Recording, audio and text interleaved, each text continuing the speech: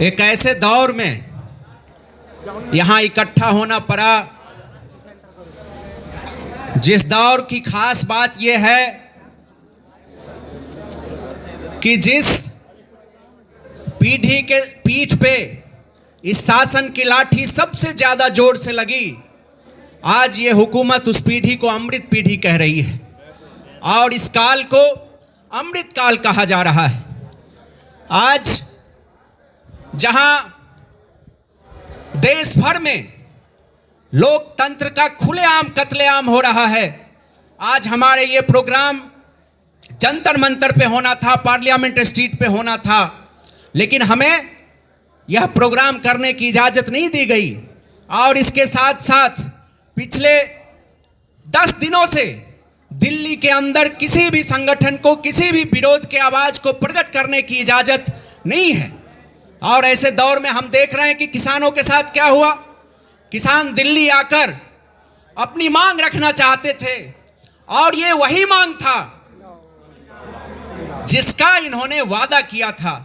उनके साथ दुश्मनों जैसा व्यवहार किया गया, उन पे गोलियां चलाई गई, टीयर गैस के गोले छोड़े गए, लाखों लाख कील बिछाए गए सड़कों पे ताकि वो दिल्ली नहीं आ सके, अपनी आवाज को नहीं उठा सके। तो इस दौर को और इस देश को ये हुकूमत मदर ऑफ डेमोक्रेसी कहती है। ऐसे दौर में आज पूरे देश भर में हम लोग यहां पहुंचे हैं। पिछले 3-4 महीने से एक अभियान चला के गांव-गांव में, शहरों में, मोहल्लों में, विश्वविद्यालयों में, कॉलेजों में जाकर हमने स्टूडेंट से, नौजवानों से बात की। उनके बीच हम लोगों ने रेफरेंडम करवाया और लाखों लाख नौजवान इस सरकार की 10 साल की नीतियों का विरोध किया, 10 साल की नीतियों को रिजेक्ट किया। और हम आज उसी आवाज को लेके यहां मौजूद हैं, बातचीत कर रहे हैं, क्योंकि हम देख रहे हैं पिछले 10 साल में इन्होंने जो वादा किया था कि हम सत्ता में आएंगे तो हर साल 2 करोड़ नौजवानों को रोजगार देंगे। 10 साल से आपकी हुकूमत है, कायदे से 20 करोड़ नौजवानों को रोजगार मिल जाना चाहिए था, लेकिन आपने रोजगार देने की बात तो छोड़ दीजिए, अभी भी 30 लाख से ज्यादा केंद्र सरकार के संस्थानों में पद खाली हैं, उसको नहीं भरा गया। तो पहले से जो पद खाली था आपने उसको भी नहीं भरा। और इसके साथ साथ पहले से जो रोजगार की संभावनाएं थी, जो रोजगार के अवसर थे अलग अलग कंपनियों में, सरकारी संस्थानों में, आज वो सब के सब नीलामी के बाजार में हम देख रहे हैं। रेलवे को एक एक करके बेचा जा रहा है, कभी स्टेशन बेचा जा रहा है, प्लेटफॉर्म बेचा जा रहा है, रूट बेचा जा रहा है, स्टेडियम बेचा जा रहा है, स्कूल बेचा जा रहा है। और रेलवे के साथ साथ पिछले 70-75 सालों में इस मुल्क ने जो कुछ भी रोजगार के अवसर हासिल किए, आप एक एक करके उसको नीलामी के बाजार में रख के उसको बेच रहे हैं। 100 से ज्यादा कंपनियों के शेयर आपने बेचे, कुछ शेयर सबके आपने बेचे।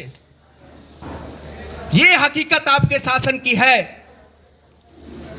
आपने कोल इंडिया को बेचा, आपने हिंदुस्तान एरोनॉटिक लिमिटेड को बेचा, हिंदुस्तान पेट्रोलियम बेचा, इंडियन ऑयल बेचा, भारत पेट्रोलियम बेचा, एयर इंडिया बेचा, एयरपोर्ट्स बेचे।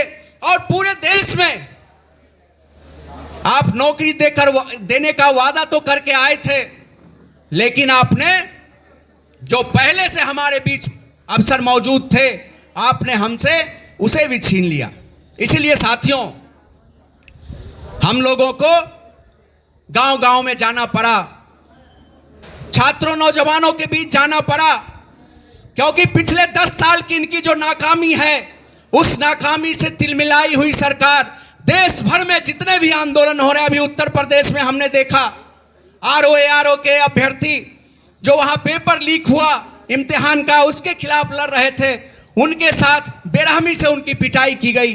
कुछ साथी हमारे बीच मौजूद हैं जिनको गिरफ्तार किया गया, जिनके साथ जातियां हुई।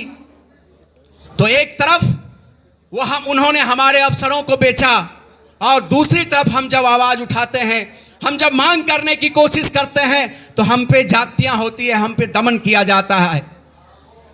और ऐसा करके वो सोचते हैं कि हम नौजवानों के, छात्रों की जो आवाज है उस आवाज को खामोश कर देंगे। लेकिन हम बताने आए हैं कि हमारी आवाज को आप खामोश नहीं कर सकते, क्योंकि हम उसी मुल्क के नौजवान हैं जिनका 1857 का इतिहास है अंग्रेजी और देसी हुकूमत के खिलाफ लड़ने का, जिनका अंग्रेजी हुकूमत को इस देश से बाहर करने का इतिहास है। 70 के दशक का इतिहास है आंदोलन का, 60 के दशक का इतिहास है। और जब जब भी इस हुकूमत ने इस देश की जनता पे, अधिकारों पे जुल्म ढाए हैं, हमारा इतिहास है उसके खिलाफ मजबूती से आवाज उठाने का। इसलिए आप हमारी आवाज को खामोश नहीं कर सकते। इसलिए साथियों, अभी देश चुनाव की ओर जाएगा, कुछ ही महीनों में चुनाव होगा और ये कोशिश करेंगे कि इनकी जो 10 साल के हुकूमत की नाकामी रही है, इस नाकामी को नफरत के चादर के नीचे ढक दिया जाए। ये कोशिश करेंगे कि देश के अंदर एक उन्माद उत्पात का माहौल बनाया जाए, ताकि इस देश के नौजवान भूल जाएं कि पिछले 10 साल में आपने हमारे साथ क्या किया। आपने हमारे भविष्य को पीछे धकेल दिया, आपने हमारे भविष्य पे हमले किए। इसीलिए हमारी जिम्मेदारी है कि इनकी जो ये साजिश है कि 10 साल का हम हिसाब इनसे ना लें, हम धर्म के नाम पे, हम जाति के नाम पे बट जाएं, हम इनके उन्माद के पीछे झंडा लेके खड़े हो जाएं, इससे हमें सतर्क रहना होगा, सावधान रहना पड़ेगा।